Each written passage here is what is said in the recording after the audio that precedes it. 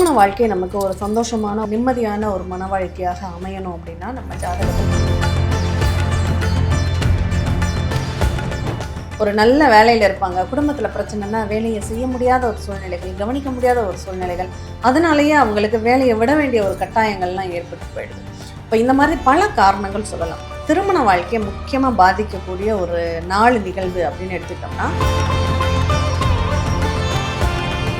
பொருத்தங்கிறது ஜாதகம் 2 வகையும் இணைச்சு பார்க்கணும். வெறும் நட்சத்திரத்தை மட்டும்தான் வச்சு இன்னைக்கு முடிவு பண்றாங்க இல்லையா? நிறைய பேர் என்ன பண்றாங்க, 10 பொருத்தம் இருக்குப்பா, லைஃப்லாம் அவங்க சூப்பரா இருப்பாங்க அப்படின்னு ஒரு தவறான முடிவு வந்துடுறாங்க. பொருத்தம் எங்க பார்க்கணும்னா,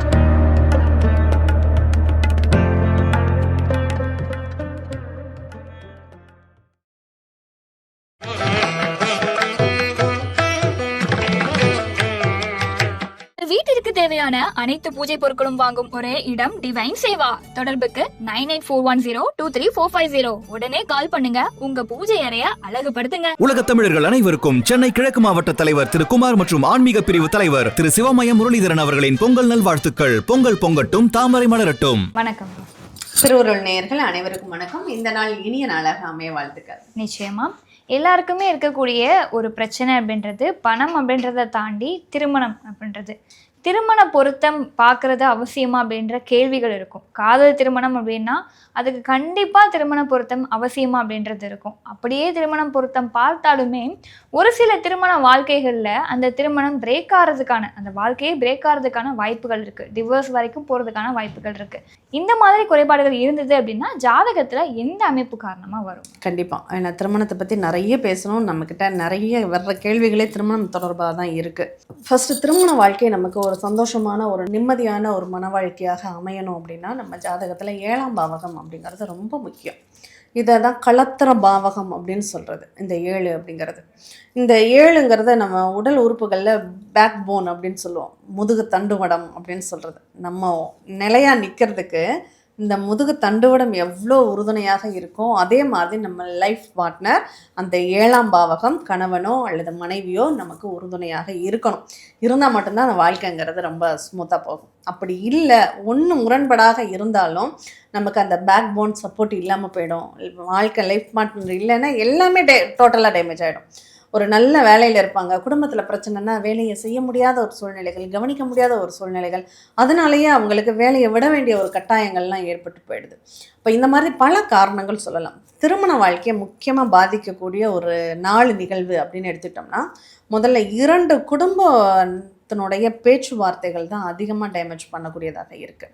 கணவன் மனைவி பிரச்சனையே கணவன் மனைவி பிரச்சனையாகவே எடுத்துகிட்டு போகிற வரையும் அங்கே நல்லா தான் இருக்கும். அது அவங்க குடும்பத்தவர்களோ இவங்க குடும்பத்தவர்களோ சம்மந்தப்பட்டுட்டாங்க அப்படின்னா அங்கே அவங்க டைவர்ஸ் வரையும் கூட போகக்கூடிய அளவுக்கு சூழ்நிலைகளை கிரியேட் பண்ணி விட்டுடுது அப்படின்னு சொல்லலாம். 7ஆம் பாவகத்தின் அதிபதி அது எந்த லக்னமாக வேணாலும் இருக்கட்டும், அவர் 2ஆம் இடத்துலையோ 8ஆம் இடத்துலையோ இருக்கக்கூடாது. இருந்தால் அவங்க குடும்ப உறுப்பினர்களாலேயே அந்த திருமணம் கோர்ட்டு கேஸு வம்பு வழக்கு டைவர்ஸ்னு போய் முடிஞ்சிடும் அப்படிங்கிறத நம்ம தெளிவாக எடுத்துக்கலாம். ஏன்னா இது அட்சய இலக்கண பத்ததியில் ஒவ்வொரு ஜாதகமும் நமக்கு ரொம்ப தெளிவாக சுட்டி காமிக்கக்கூடிய ஒரு நிகழ்வாகவே இருக்கும் அப்படின்னு சொல்லலாம். உதாரணத்துக்கு சில லக்னங்களை பற்றி மட்டும் நம்ம பேசுவோம். திருமண வாழ்க்கையில் எப்போதுமே பிரச்சனை அப்படிங்கிறதுல சிம்ம லக்னம், கடக லக்னம், மகர லக்னம், கும்ப லக்னம், இந்த 4 லக்னங்களும் ஒத்து போக முடியாத அளவுக்கு நிறைய பிரச்சனைகளை சந்திக்கும். காரணம் என்ன அப்படின்னா, சனி பகவானுக்கும் சூரிய சந்திரனுக்கும் எப்போதுமே ஒத்து போகாது. அதே மாதிரி இவங்களுக்கு அவங்க பகை, அவங்களுக்கு இவங்க பகை அப்படிங்கிற மாதிரியான ஒரு நிகழ்வு. கடக லக்னத்தை பொறுத்தளவில் எடுத்துட்டோம்னா, கடகத்திற்கு 7வது வீட்டின் அதிபதி சனி பகவான் தான் 7ஆம் பாவகத்தின் அதிபதியாகவே வருவார். இந்த கடகம் என்ன பண்ணும், யாரையுமே நம்பாது. இங்கே சனி பகவான் நம்ப வைக்காது. அதனாலேயே அவங்களுக்குள்ள 2 பேருக்குள்ளேயும் பிரச்சனைகள் ஜாஸ்தி ஆகிடும். அந்த சந்தேகம்ங்கிற வார்த்தைகள் அங்கே பெரிய அளவில் ஒரு கொஸ்டின் மார்க்காக விழுந்துடும். அதனால அவங்களுக்கு அதிகமான பிரச்சனைகள் அப்படிங்கிறது வர ஆரம்பிச்சிடும்.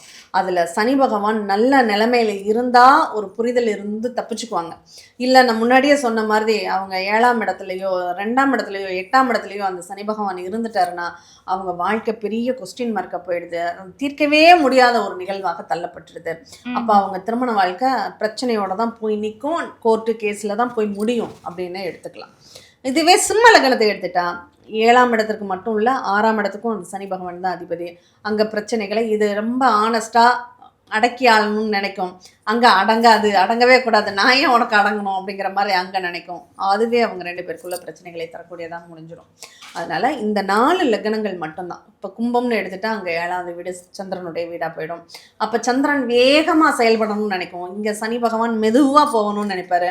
அப்போ அவங்க லைஃப் பார்ட்னர் ஸ்பீடுக்கு இவங்க வரல, என் ஸ்பீடுக்கு அவர் வரமாட்டேங்கிறாரு, எனக்கும் அவருக்கு ஒத்தே போகலை, நான் ஒரு வழியில் போனால் அவர் வேறு வழியில் வர்றாரு அப்படிங்கிற மாதிரி கம்ப்ளைண்ட் அங்கே ரைஸ் ஆகிடும். அதுலேயே அவங்களுக்கு பிரச்சனைகள் வரும்.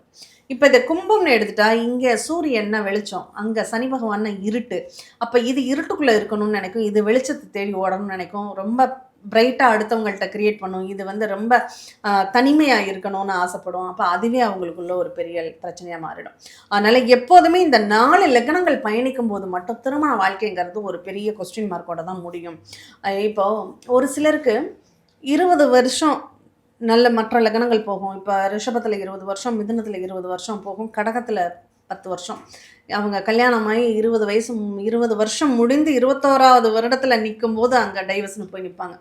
ஏன்னா 20 வருஷம் சேர்ந்து வாழ்ந்துட்டு இப்போ போய் பிரியணுங்கிற முடிவுக்கு வந்திருக்கீங்களே அப்படின்னு நம்ம நிறைய பேர் பார்த்துருப்போம். இதுவே ஒரு சிலருக்கு என்ன, 2-3 வருஷத்தில் அந்த லக்ன மாற்றம் வந்துருச்சுன்னா அப்போ அவங்க கோர்ட்டு கேஸ்னு போவாங்க. அப்போ அவங்களுக்குள்ள அந்த பிரச்சனை பிரிவினை அப்படிங்கிற ஒரு சூழ்நிலை காமிக்கும். இது எல்லாமே நம்ம அட்சய லக்ன மாற்றங்களால் சில நிகழ்வுகளை நம்ம தத்ரூபமாக நம்ம கண்ணு முன்னாடி படம் ஓடுற மாதிரியே அது காமிக்கும். அவங்களுக்குள்ள பிரச்சனைகள் இந்தந்த காலகட்டங்கள்லாம் வரும், இந்த காலகட்டங்கள்லாம் நல்லா இருப்பாங்க அப்படின்னு.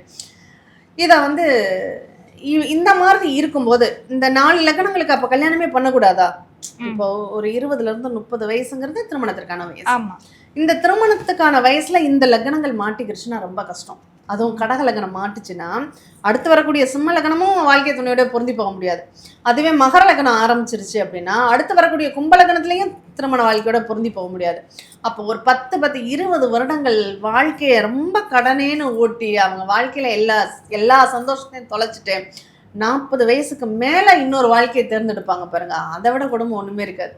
அந்த மாதிரி எல்லாம் நிறைய நிகழ்வுகள் மாறுறது உண்டு. இதுக்கு எல்லாமே அந்த நம்ம ஜாதகத்தில் 7ஆம் பாவகம் நல்லா இருந்தால் மட்டும்தான் நம்ம மன வாழ்க்கை நல்லாயிருக்கும். இது தெரியாததுனால என்ன பண்ணுறோம், இந்த பொருத்தத்துக்குள்ளே இப்போ வருவோம். இந்த பொருத்தம் பார்க்குறோம், 10 பொருத்தத்தை பார்த்தா மட்டும் போதும் அவங்க வாழ்க்கை சூப்பராக இருக்கும் அப்படின்னு ஒரு தவறான ஒரு புரிதலுக்கு வந்துடுறாங்க. அது அப்படி வரக்கூடாது. இந்த 10 பொருத்தம் எதுக்காக பார்க்கறதுனா, அதில் முக்கியமாக தின பொருத்தம், கன பொருத்தம், மகேந்திர பொருத்தம், ஸ்திரீ தீர்க்க பொருத்தம், யோனி பொருத்தம், ராசி பொருத்தம், ராசி அதிபதி பொருத்தம், வசிய பொருத்தம், ரஜ்ஜு பொருத்தம், வேதை பொருத்தம்னு 10 பொருத்தங்கள் இருக்குது. இது அந்த நேரத்தில் திருமணம் செய்யும்போது அவங்களுக்கான அந்த உடல் பொருத்தத்தினுடைய நிலைகளையும் அவங்களுக்குள்ள ஒரு ஈர்ப்பு இருக்கா அப்படிங்கிறத தெரிஞ்சுக்கிறதுக்காக மட்டும்தான். அதை வச்சு லைஃப் டைமும் அவங்க சூப்பராக இருப்பாங்கங்கிற முடிவுக்கு வரவே கூடாது. அந்த நேரத்தில் அவங்களுக்கு ஒத்து போகுமா, தாம்பத்திய வாழ்க்கையில் அவங்க சிறப்பாக இருப்பாங்களா, அவங்களுக்குள்ள அவங்களுடைய அந்த நட்சத்திரங்களுடைய நிகழ்வுகள் ஒத்து போகுமா. யோனி பொருத்தம் அப்படின்னா அவங்களுக்குடைய தாம்பத்திய பொருத்தம்னு அர்த்தம். வசிய பொருத்தம்னா அவங்களுக்குள்ள ஒரு ஈர்ப்பு அப்படின்னு அர்த்தம். அதுவே தினம் கணம் அப்படின்னா அவங்க ஒற்றுமை குணத்தன்மைகள் ஒத்து போகிறது அப்படின்னு அர்த்தம். மகேந்திர பொருத்தம்னா குழந்தை பாக்கியத்திற்காக பார்க்கக்கூடிய ஒரு நிகழ்வு. கல்யாணம் ஆனோன்னா அவங்களுக்கு குழந்தை கிடச்சிடுமா அப்படிங்கிறதெல்லாம் பார்க்கக்கூடிய ஒரு நிகழ்வு. இதே ரஜ்ஜு பொருத்தம் அப்படின்னா அவங்களுடைய மாங்கல்ய பலத்தை நிர்ணயம் பண்ணிக்கக்கூடிய ஒரு நிகழ்வு அப்படின்னு அந்த திருமண பந்தத்தின் போது மட்டும் பார்க்கக்கூடியது தான் அந்த 10 பொருத்தம். இதை வச்சு நிறைய பேர் என்ன பண்றாங்க, 10 பொருத்தம் இருக்குப்பா லைஃப்லாம் அவங்க சூப்பரா இருப்பாங்க அப்படின்னு ஒரு தவறான முடிவுக்கு வந்துடுறாங்க. பொருத்தம் எங்க பார்க்கணும்னா 2 பேருடைய கட்டத்தை வச்சு பார்க்கணும்.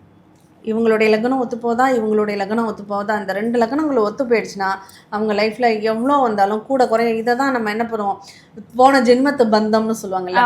ஒரு ஆதர்ஷன தம்பதிகளாக லாங் டைம் சில்வர் ஜூப்ளி எல்லாம் கொண்டாடுறாங்க அப்படின்னா அவங்க பூர்வ ஜென்ம பந்தத்தினால இணைந்தவர்கள்னு நம்ம எடுத்துக்கலாம். இந்த 1 வருஷம் 2 வருஷத்துல பிச்சுக்கிட்டு போற கேஸ் எல்லாம் அப்படி எடுத்துக்க முடியாது. அப்போ இதையும் நம்ம ஜாதகம் சொல்லிடும். இவங்க லைஃப் டைம் சேர்ந்து வாழ்வாங்களா, அவங்களுடைய ஒவ்வொரு லக்னம் மாறும்போதும் 7ஆம் பாவம் நல்லா இருந்தால் அவங்க மனைவியை விட்டு பிரியாமல் நல்லா வாழ்வாங்க. இல்லை 10 வருஷம் நல்லா வாழ்வாங்க, 11ஆவது வருஷம் அடுத்த லக்னம் மாறும்போது அவங்க பிரிஞ்சிடுறாங்கன்னா அந்த வருஷத்துக்கு அவங்களுக்குள்ள அந்த கிரகங்கள் ஒத்து போகலை, அதனால அவங்களுக்குள்ள பிரச்சனைகள் ஏற்படுதுன்னு பொருத்தம் பார்க்கும்போதே இந்த 2 கட்டங்களையும் இணைச்சி வச்சு ஒரு 15 வருஷத்துக்காவது பார்த்துடணும். பார்த்துட்டா போதும். அதுக்கப்புறம் 15 வயசுக்கு பிள்ளைக்கு கல்யாணம் ஆயிடும். அதுக்கப்புறம் அவங்க சேர்ந்திருந்தாலும் பிரிஞ்சிருந்தாலும் யாருக்கும் பிரச்சனை வரப்போறது இல்லை. அப்போ அட்லீஸ்ட் ஒரு 15 வருஷமாவது இருந்தா அந்த பிள்ளைங்க திருமணம் வயது காலகட்டங்கள்ல இவங்க எப்படி இருந்தாலும் நம்ம பிள்ளைங்களுக்காக சேர்ந்து வாழ்வோங்கிற ஒரு எண்ணங்கள் அவங்களுக்குள்ள வந்துடும். அது ஆட்டோமேட்டிக்கா நல்லா இருக்கும். அப்போ கட்டத்தை வச்சு பொருத்தம் பாருங்க. நீங்க நட்சத்திர பொருத்தங்களை மட்டும் பார்க்காதீங்க, அது அப்போதைக்கு மட்டும்தான். மற்றபடி ஜாதகத்துல இந்த தின பொருத்தம் கன பொருத்தம்லாம் நம்ம ஏழ்பில கட்டத்துக்குள்ளேயே பார்க்குறோம். மகேந்திர பொருத்தம் வேணுமா, 2 பேருடைய 5ஆம் பாவம் நல்லா இருந்தா அங்க மகேந்திர பொருத்தம் லைஃப்ல நல்லா இருக்குன்னு அர்த்தம். இதை இப்ப மாங்கல்ய பொருத்தம் 8ஆம் பாவம் நல்லா இருந்ததுன்னா மாங்கல்ய பொருத்தம் நல்லா இருக்குன்னு அர்த்தம். 7ஆம் பாவம் நல்லா இருக்குன்னா அங்க யோனி பொருத்தம் சிறப்பா இருக்குன்னு அர்த்தம். இப்படி நம்ம கட்டத்தை வச்சு பொருத்தம் பாருங்க அப்படிங்கறத வலியுறுத்துறது தான் ஏழ்பி ஜோதிடம். கட்டத்தை வச்சு பொருத்தமா பண்றது ஆனா முக்கியம் தான் வாழ்க்கையில. பொருத்தங்கிறது ஜாதகம் 2 வகையும் இணைச்சு பார்க்கணும். வெறும் நட்சத்திரத்தை மட்டும்தான் வச்சு இன்னைக்கு முடிவு பண்றாங்க இல்லையா? இங்க திருமண பொருத்தத்துல நிறைய பாருங்களேன், உனக்கு என்ன நட்சத்திரம், எனக்கு இந்த நட்சத்திரம், ஓ பரணி நட்சத்திரமா, சரி பரணி நட்சத்திரம்னா இங்க சனியுடைய நட்சத்திரம் எதுவும் இல்லை, ரஜ்ஜு இருக்குப்பா நல்லா இருக்குப்பா அப்படின்னு முடிவு பண்ணிடுறாங்க. அது பொருத்தமே கிடையாது. இன்னைக்கு நம்ம பொருத்தமே நம்ம பார்க்கல, அதுதான் உண்மை. நம்ம பொருத்தம் எங்க பார்க்கணும், ஜாதகத்துல அவங்களுடைய லக்னம் 7ஆம் பாவம், இவங்களுடைய லக்னம் 7ஆம் பாவம், இது ரெண்டும் ஒத்து போகக்கூடிய கிரகங்களாக இருக்கா, நல்லா இருக்கா, இவங்களுடைய 5ஆம் பாவம் அவங்களுடைய 5ஆம் பாவம் 2 பேருக்கும் குழந்தை பாக்கியம் நல்லா இருக்கா, இவங்களுடைய 7ஆம் பாவம் அவருடைய திருமண வாழ்க்கையில உள்ள தாம்பத்தியம் இவருடைய திருமண வாழ்க்கையில உள்ள தாம்பத்தியம் இது 2 பேருக்கும் ஒத்து போகுதா அப்படிங்கிறத நம்ம கட்டத்தை வச்சு தீர்மானம் பண்ணணுமே தவிர நட்சத்திரத்தை மட்டும் வச்சு தீர்மானம் பண்றது அது திருமண பொருத்தம் ஆகாது. அதுதான் இன்னைக்கு நிறைய தோல்வியை சந்திக்குது. 2 பேருடைய கட்டத்தையும் அனலைஸ் பண்ணி பார்க்கக்கூடிய திருமணங்கள் தோல்வியை சந்திக்காது.